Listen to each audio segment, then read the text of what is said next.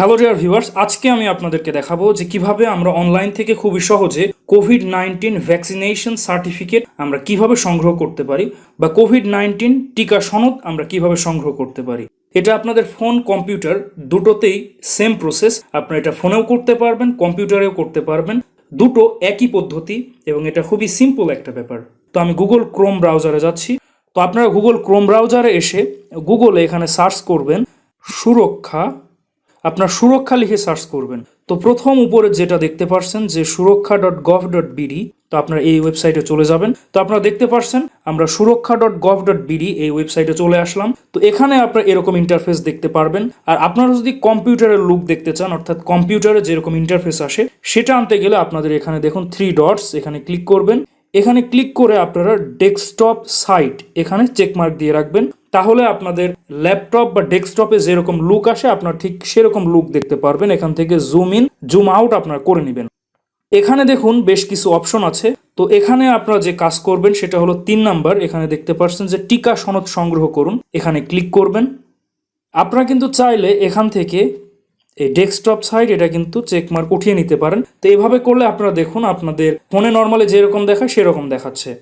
আর আপনারা চাইলে এখানে গিয়ে আপনারা চাইলে কম্পিউটারের মুড সেটাও করে নিতে পারবেন, কিন্তু সেটা অনেক ছোট দেখাবে। তো আমি ফোনের মতো করেই রাখছি।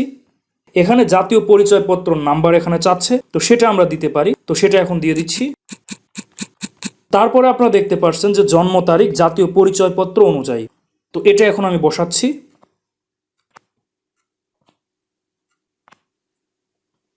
দেন এবার আমাদের জন্ম সালটা বসাতে হবে। তো এরপর এখানে দেখতে পাচ্ছেন যে লেখাটা দেওয়া আছে, এটা আমাদের সঠিকভাবে লিখতে হবে, এটাকে ক্যাপচা বলা হয়। তো সেটা আমি সঠিকভাবে লেখার চেষ্টা করছি। তো এটা লিখে আপনারা যাচাই করুন, এখানে ক্লিক করবেন। তো এবার আপনাদের ফোন নাম্বারে একটা 6 ডিজিটের ওটিপি বা ওয়ান টাইম পাসওয়ার্ড এরকম একটা কোড যাবে। তো আপনারা রেজিস্ট্রেশন করার সময় যে ফোন নাম্বারটা দিয়েছিলেন সেই ফোন নাম্বারেই কিন্তু মেসেজটা যাবে এবং সেখান থেকে সেই কোডটা এখানে বসাতে হবে। তো আপনারা মেসেজটা দেখতে পাচ্ছেন, এরকম একটা মেসেজ আসবে। তো এখানে যে কোডটা দেওয়া আছে 6 ডিজিটের, এটা আমাদের বসাতে হবে, সেটা আমি বসাচ্ছি।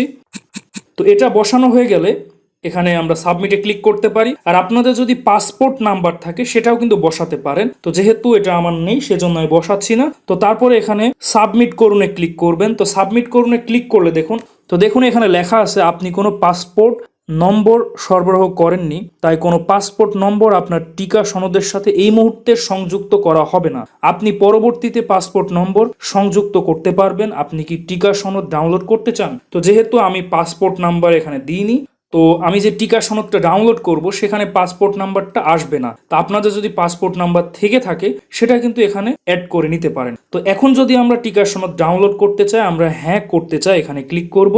করার সাথে সাথে দেখুন নিচে লেখা আছে যে টিকা সনদপত্র ডাউনলোড। তো এখানে আপনারা ক্লিক করবেন। এখানে ক্লিক করলেই দেখবেন এখানে Chrome needs storage access to download files. তো এখানে আপনারা কন্টিনিউ করে দিবেন, দেন অ্যালাউ করবেন।